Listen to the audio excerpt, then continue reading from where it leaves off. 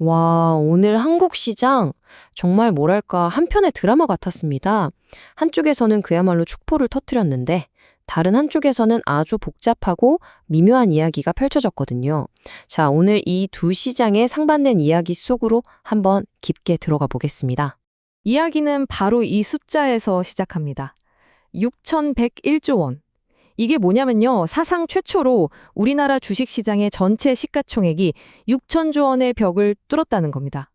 정말 대단한 그야말로 역사적인 이정표가 세워진 날이죠. 그런데 말이죠. 오늘 이야기의 진짜 핵심은 바로 이 대비입니다.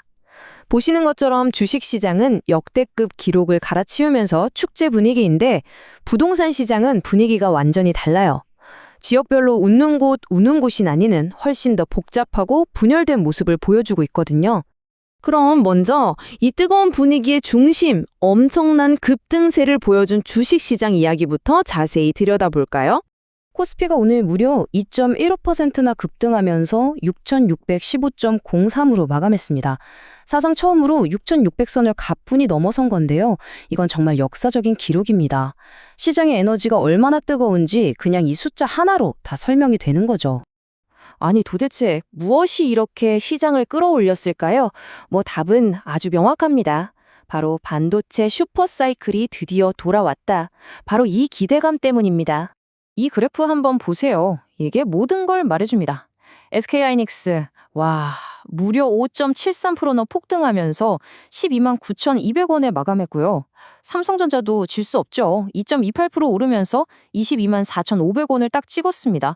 이 두 형님이 그냥 시장을 어깨에 메고 끌고 간 거예요, 말 그대로. 물론 외부 환경이 잘 받쳐준 것도 한몫했습니다.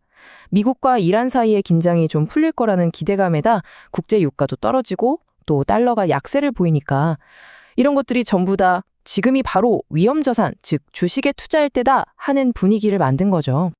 자, 그럼 이제 분위기를 확 바꿔서 이야기의 다른 한쪽으로 넘어가 보겠습니다. 주식시장과는 전혀 다른 아주 복잡한 양상을 보이고 있는 부동산 시장입니다. 본격적으로 시작하기 전에 이 한강 벨트라는 용어는 꼭 알아두셔야 해요. 말 그대로 한강 주변에 있는 인기 주거 지역들을 말하는데요. 이 지역들의 움직임을 보면 지금 시장의 흐름을 딱 읽을 수 있습니다. 바로 이겁니다. 극명한 차이가 여기서 드러나죠. 같은 한강 벨트인데도 양천구 같은 곳은 새로 나온 매물 10개 중 거의 5개 이상이 그 달에 바로 계약될 정도로 인기가 뜨겁습니다. 그런데 우리가 흔히 부촌이라고 하는 서초나 강남은 오히려 대출 규제 같은 것 때문에 팔리지 않은 매물이 점점 쌓여가고 있어요. 또 하나 주목할 현상이 있는데요. 집값이 너무 비싸니까 그냥 전세 살래 하는 사람들이 늘고 있다는 거예요. 그러다 보니 집값 오르는 속도보다 전세값 오르는 속도가 더 빨라지면서 전세 가율이 계속 올라가고 있는 거죠. 자, 지금까지 화려한 시장의 모습을 봤다면 이제는 그 이면에 숨겨진 좀 불안한 신호, 이야기의 반전을 한번 들여다볼 시간입니다. 바로 이 숫자입니다. 35조 4천억 원. 이게 뭐냐면요. 주식 투자를 위해 빌린 돈, 즉 우리가 흔히 말하는 B2 금액입니다. 그런데 이 금액이 지금 사상 최고치를 경신했다는 거예요. 정말 어마어마한 규모죠. 그럼 이런 질문을 던질 수밖에 없습니다. 이렇게 엄청난 빚으로 쌓아올린 잔치가 과연 안전할까요? 만약에 시장이 조금이라도 흔들리면 이 빚들이 한꺼번에 팔아주세요, 물량으로 쏟아져 나올 수 있다는 아주 큰 위험을 안고 있는 거죠. 더 재미있는 건 뭐냐면 주가는 사상 최고치를 찍으면서 환호하는데 시장의 불안감을 나타내는 이른바 공포지수, VKSPI도 같이 오르고 있다는 겁니다. 이건 마치 엑셀을 밟으면서 동시에 브레이크에 대한 걱정도 커지고 있는 좀 모순적인 상황이라고 할 수 있겠네요.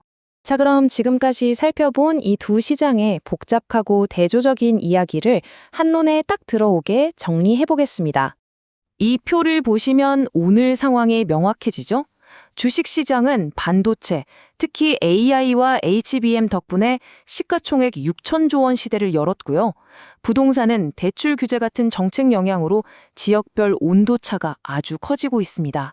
그리고 이 모든 것의 밑바닥에는 사상 최고치를 찍은 35조 4천억 원의 B2라는 리스크가 도사리고 있는 거죠. 그래서 오늘 마지막으로 던지는 질문은 이겁니다. 반도체가 이끄는 이 놀라운 성장세, 과연 어디까지 갈 수 있을까요? 그리고 이 화려한 잔치 뒤에 숨어 있는 B2라는 그림자는 과연 언제 우리 시장의 발목을 잡게 될까요? 그 답은 앞으로의 시장이 보여주겠죠.